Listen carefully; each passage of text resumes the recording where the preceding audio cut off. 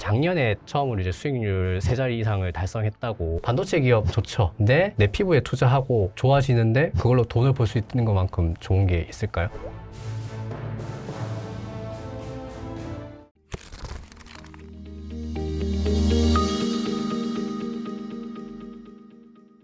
왜 이렇게 되게 오랜만에 뵙는 것 같죠? 뭐 꼭 그렇진 않습니다. 근데 물론 이제 12월에 예. 월간 이선엽 예. 시간도 있었고 12월에 특히 이제 주도주 특강도 예. 있었습니다만 드디어 1호로가 왔습니다. 월간 이선엽 1호로입니다.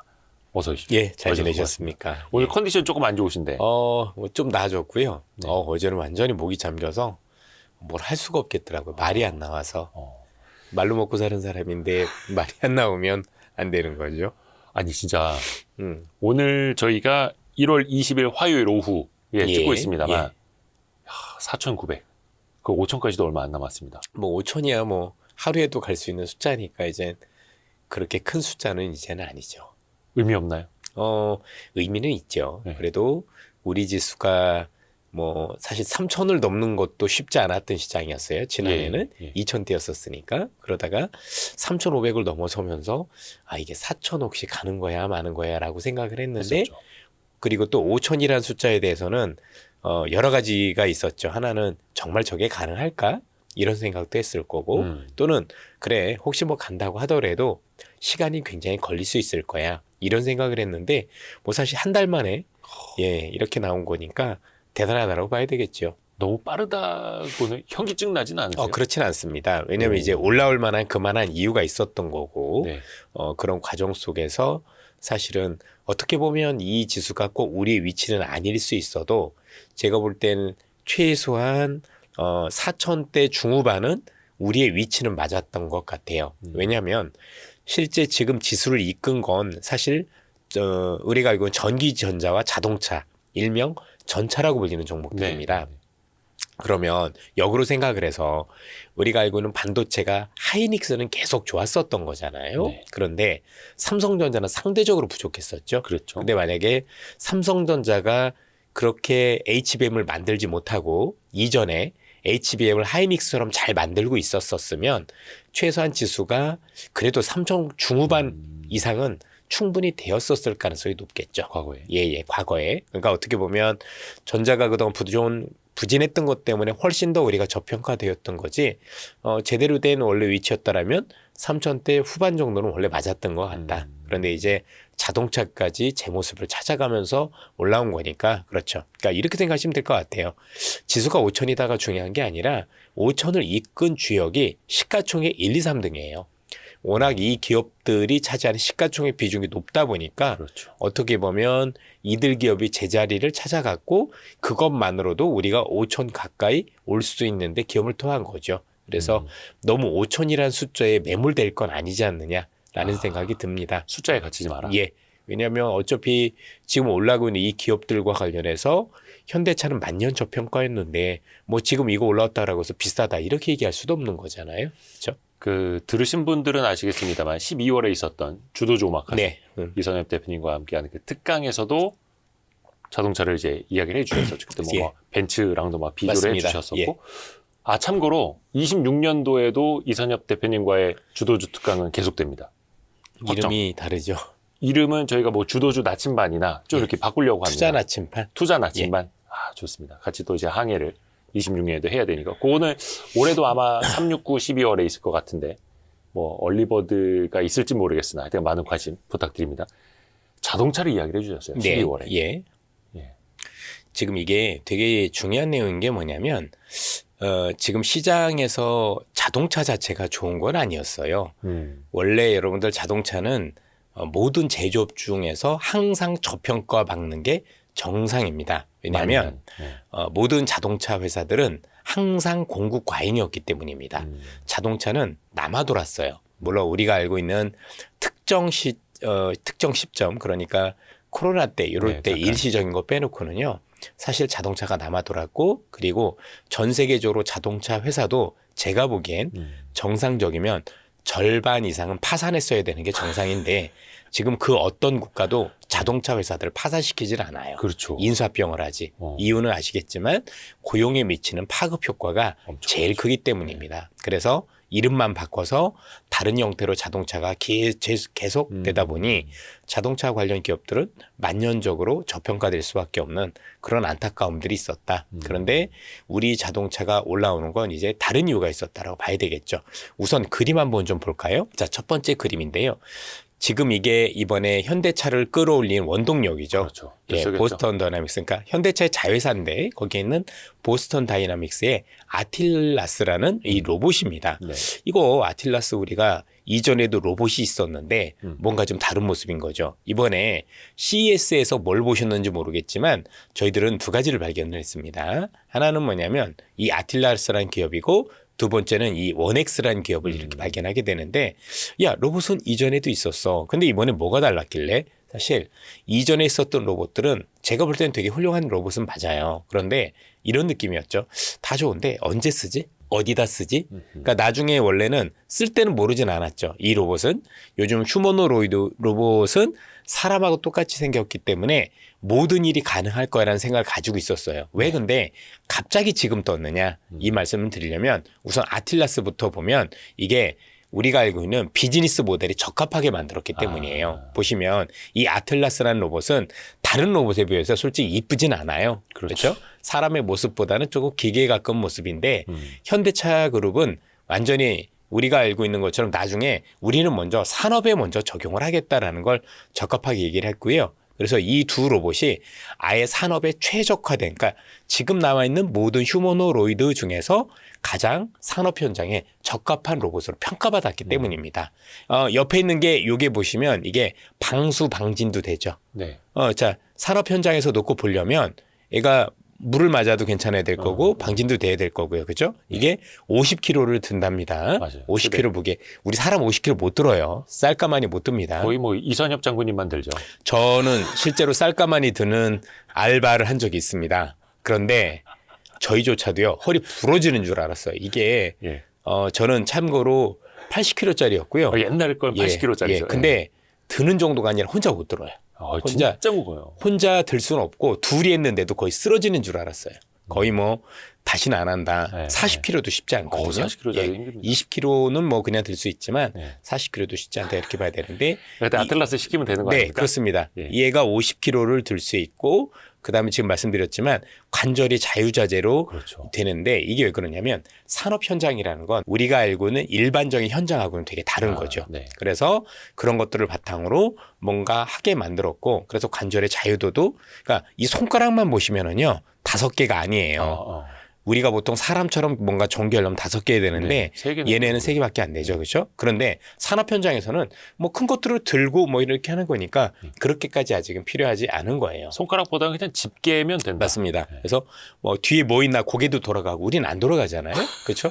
얘는 그것도 돌아가고 네. 관절도 왔다 갔다 하고 이 딱 보면서 와, 이 로봇은 산업 현장에서 조만간 쓰일 수 있겠는데라는 생각을 가지게 됐고요. 그렇죠. 그래서 2020 몇 년 뒤가 아니죠. 바로 내후년인가요? 2028년도에 일단은 현대차 공장이 일단은 이런 식으로 일단은 먼저 투입을 하고 그 1, 2년 뒤에 완전히 정교한 작업까지 하는 걸로 일단 나와 있는 걸로 알고 있고요. 또 하나는 원엑스라는 기업인데요. 네. 이게 네오라는 건데 이 기업도 가정용에 특화돼 있어요. 그렇죠. 가정용. 그러니까 지금 테슬라는 되게 좋은 로봇은 맞아요. 누가 뭐래도 네. 그죠? 근데 얘는 한꺼번에 모든 걸 다 하려는 욕심을 가지고 있죠.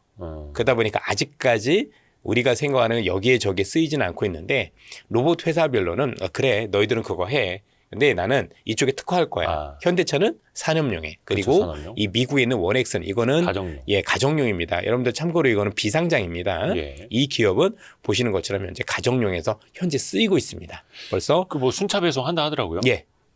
현재 뭐 우리가 알고 있는 그 실전 투입이 되는 거고 얘는 제일 중요한 건 결국 데이터잖아요. 데이터. 그렇죠? 그래서 모든 가정에서 쓰이는 것들을 먼저 얻고 그를 통해서 발전해 나가겠다. 그러니까 두 가지 방식이 우리가 일할 때도 두 가지 방식이 있잖아요. 네네네. 어떤 사람들은 야 일단 해봐.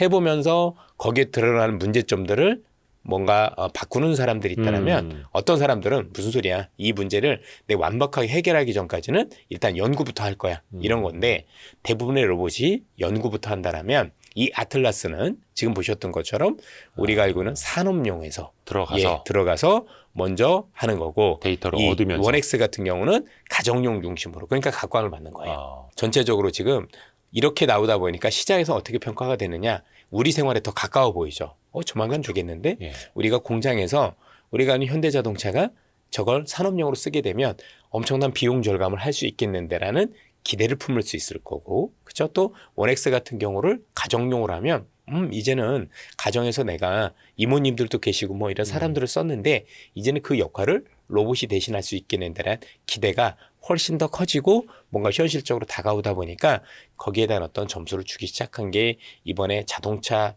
관련 기업들이 크게 오른 배경이라고 볼 수가 있을 것 같아요. 야, 그러게요. 아까 보여주셨던 그 원엑스의 네오 같은 경우에는 아직 뭐 이렇게 원격으로 좀 조정이 필요하다라는 지적도 있으나 일부는 근데 그게 또 가정 내 데이터를 또 같이 수집하면서 고지능이 되어가는 과정일 그렇습니다. 거고. 그렇게 하면서 그걸 데이터를 계속 받으면서는 그게 이제 덜 해도 되는 거죠. 계속해서. 예전에 테슬라 자율주행 되기 전에도 모델 S 막 이런 거 사는 사람들이 네네. 있었던 것처럼 네. 그들이 또 학습을 맞습니다. 시켜주고. 어쨌든 네. 항상 로봇이라는 것뿐만이 아니라 뭐든지 그렇지만 먼저 일단 저는 선점을 하는 건 되게 중요한 것 같아요. 선점. 선점을 하고 뭔가 시작을 하면 이 기업들은 문제점을 알 수 있잖아요. 하면서. 그러니까 단순히 이게 뭔가 실제 환경이 아닌 데서 하는 것과 진짜 사람들이 생활하는 것과는 다르잖아요. 그렇죠. 이렇게 생각해 보시면 어떨까요? 적절한 비유는 아닌데 연애를 하는 것과 결혼은 다르죠. 다르시던가요? 많이 다르지 않나요? 거의 뭐 그죠? 전 잘 몰라가지고. 예. 그래서 이게 실제 우리가 생각하는 것과 예. 많이 다른 일들이 벌어지는 거죠. 아하. 이게 허드렛 일 하는 게 문제가 아니라 음. 사실 제일 문제는 그로 인해서 우리가 생각지도 못했던 위험이 벌어졌을 때가 그렇죠. 문제인 거잖아요. 변수들. 예.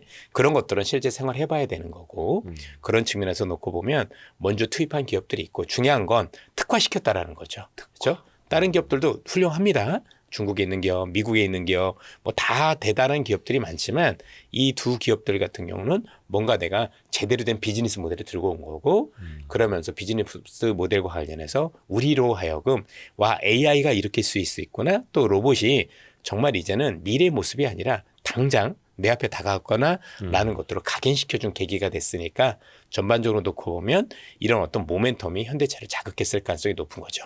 그러면은 저 아틀라스가 이제 완성 단계에 이르렀다. 머지않아 공장에 투입된다. 뿐만 아니라 그러면 선점 효과.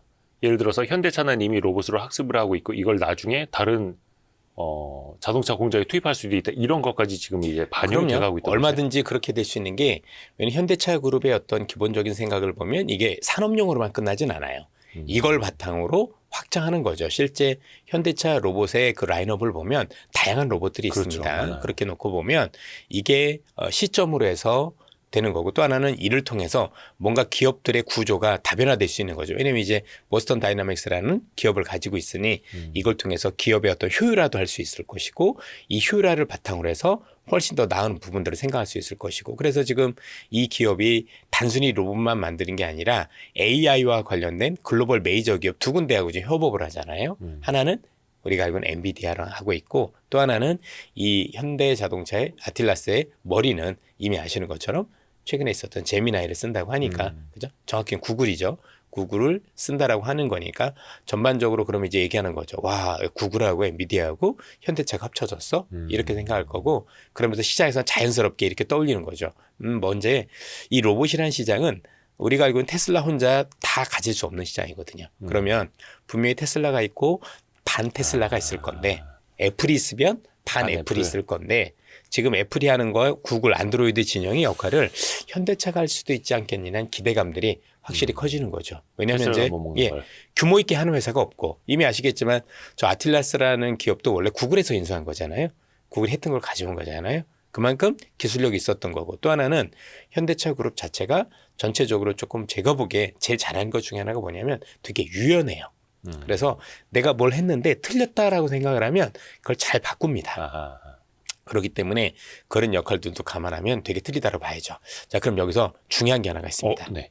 최근에 현대자동차가 자율주행하고 로보틱스에서 거물을 잇따라서 영입했습니다. 네. 우리가 알고 있는 이 박민우라는 분을 포티투닷 대표로 이렇게 불려오셨고 네. 밀란 코박이라는 사람인데 이 사람이 밀란 코박이 대단한 사람인 게 이게 일론 머스크하고 같이 있었던 사람이죠. 그러니까 테슬라의 자율주행과 그다음 휴머노로이드를 만든 사람이에요. 그래서 일론 머스크의 사나이라고 불렸던 사람인데 이 사람을 데리고 왔죠. 저는 이게 왜 중요하다라고 생각을 하냐면 한 몇 년 됐습니다. 몇 년 전에 우리나라에서 현대자동차가 획기적으로 뭔가 주가도 오르고 개선됐었을 때가 있었습니다. 그게 뭐였냐면 우리나라 현대자동차는 처음부터 굉장히 훌륭한 기업이라는 거 알고 있지만 그럼에도 불구하고 이류 자동차 또는 저가 자동차라는 이미지를 벗지 못했었습니다. 있었죠. 예. 그래서 뭔가 우리나라의 사람들의 소득 수준이 올라왔었을 때 2010년대 중후반에 우리나라 분들은 현대차보다는 벤츠나 BMW나 이런 것들이 들어와서 이런 관련 차들을 많이 샀단 말이에요. 예. 그런데 어느 순간 야 벤츠 BMW도 좋은데 우리나라 차도 좋아. 그랜저 되게 예쁜 것 같아. 되게 좋은 것 같아. 그죠? 그다음에 뭐 팰리세이드 되게 좋은 것 같아. 이러면서 한국 차를 해외 차보다도 그렇죠? 뭔가 선호하는 현상들도 생기기 시작을 한 거예요. 그러니까 네. 뭐 여전히 외제 좋아하시는 분들이 있겠지만 이제 한국 차도 타볼 만한 게 있었는데 그때 계기가 사람을 바꾼 거였어요. 그때 기억나십니까? 피터 슈라이어라고. 아, 네, 기아차에. 네. 현대차가 뭔가 혁신을 할 때 피터 슈라이어라고 불리는 디자이너를 데리고 왔고 그 뒤로도 뭐 몇몇 그러니까 BMW에서 엔진 만드신 분, 그죠? 또 우리가 또 BMW에서 이 아키텍처라고 우리 서스펜션 이런 걸 조종하신 분이 있으세요. 그런 걸 하시는 분을 데리고 오면서 현대차가 비약적으로 사람들이 볼 때도 와, 차 예쁘다. 정말 성능 좋아졌는데 현대차가 이 정도야라는 계기를 만들었던 1차 레벨업이 됐었던 그랬었어요. 근데 지금은 2차로 보이는 거죠. 자, 되다 보니까 우리나라 기술진도 훌륭하지만 어쨌든 우리는 지금 자율주행도 뒤져 있는 것도 사실인 거고 우리가 알고 있는 로보틱스도 마찬가지인 거고 결국은 글로벌에서 가장 잘하는 분들을 모시고 온 거죠. 이렇게 되면 생각보다 성장의 속도가 더 빠를 수 있다는 기대를 품을 수 있습니다.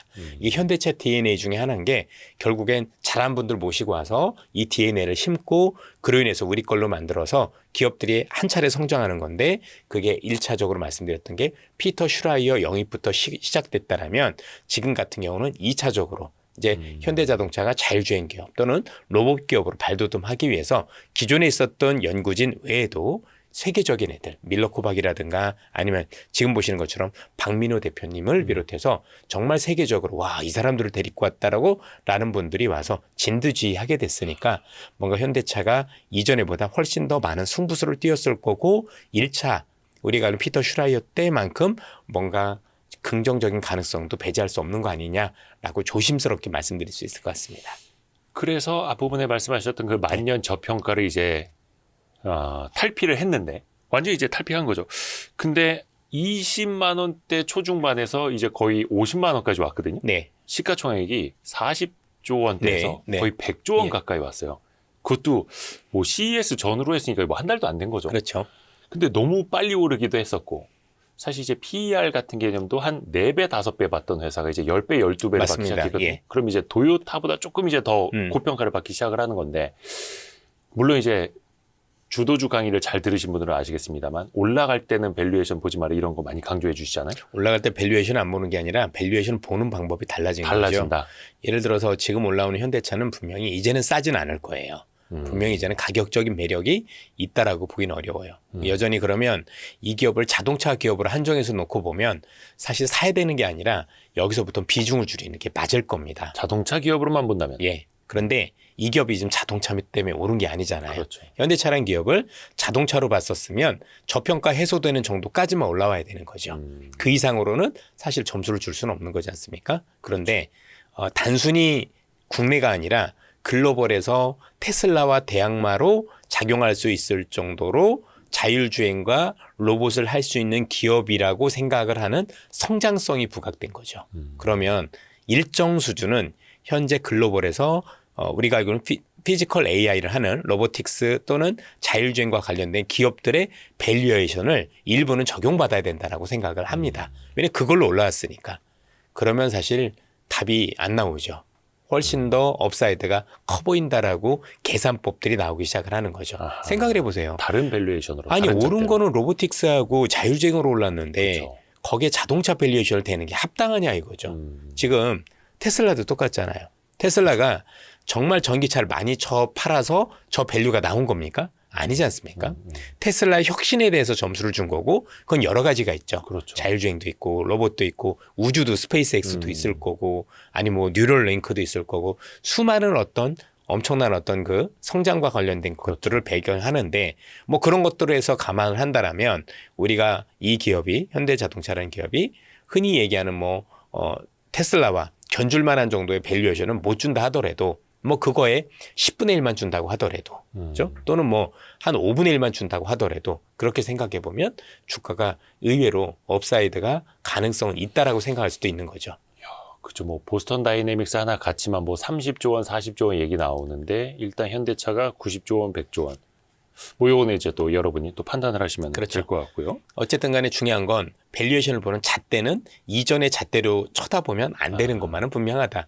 만약에 그럴 것 같았으면 사실은 지금 100조까지도 필요 없고 이미 일정 수준 올라왔었을 때 제가 볼 때는 자동차로서의 밸류에이션은 되찾았다라 볼 수 있을 것 같습니다. 결국엔 우리의 생각이 중요한 건 아니라고 보여집니다. 결국 시장에서 현대차를 어떻게 바라보느냐를 우리 차원이 아니라 시장이 바라보는 걸 같이 공유를 하셔야 되겠죠. 시장의 그렇죠? 눈으로. 예, 어차피 우리는 시장이 이길 수 없는 사람들인 거고 시장과 같이 호흡을 해야 되는 건데 시장이 뭐 지속적으로 현대차 그룹에 대해서 너는 그래도 여전히 자동차야 라고 한다면 사실상 업사이드가 별로 없는 거고 그게 아니라 새로운 역사를 쓰는 것 같은데 너희들은 이제는 자동차를 넘어서서 로봇과 우리가 자율주행 기업으로 발돋움하고 있고 그 정도가 단순히 성장을 하는 게 아니라 글로벌에서 탑티어가 될 수 있을 정도의 잠재력이 있어라고 한다면 훨씬 더 점수를 줄 수 있는 건데 그건 우리의 선택이 아닌 거고 시장이 어떻게 보고 있느냐. 그래서 자꾸 낡은 생각으로 이전에 봤었던 그 밸류에이션을 가지고 비싸다 싸다 논란을 할 게 아닌 거고 시장이 이 기업을 어떻게 바라보는지에 대한 고민을 하셨으면 좋겠다. 자, 제가 이런 변화를 말씀드린 이유 중에 하나가 옛날에 삼양라면이 그랬어요. 그렇죠.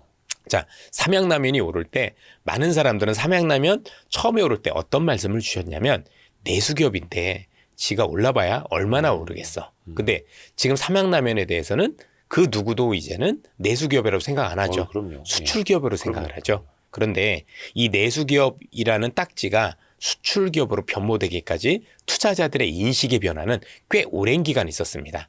사람들은 굉장히 익숙한 것에 대해서 점수를 주기 때문에 익숙한 것과의 결별을 해야 되는데 그걸 결별하지 못하고 자꾸 익숙한 거에 대해서 뭔가 잣대를 들이다 보니까 그분들은 어떻게 느끼셨을까요? 너무 비싸. 라면이 팔리면 뭐 얼마나 팔린다라고 했는데 그 뒤로 수십 배가 오르기 시작을 했습니다. 항상 그런 거예요. 항상 그래서 우리가 기존에 있었던 편견을 가지고 기업을 보는 건 제가 볼 땐 지양해야 되는 거고 항상 시대가 바뀌었을 때는 그 시대가 바뀐 가치와 관련된 평가. 그러니까 무작정 야 현대차가 뭐 이런 거 하니까 올라가자가 아니에요.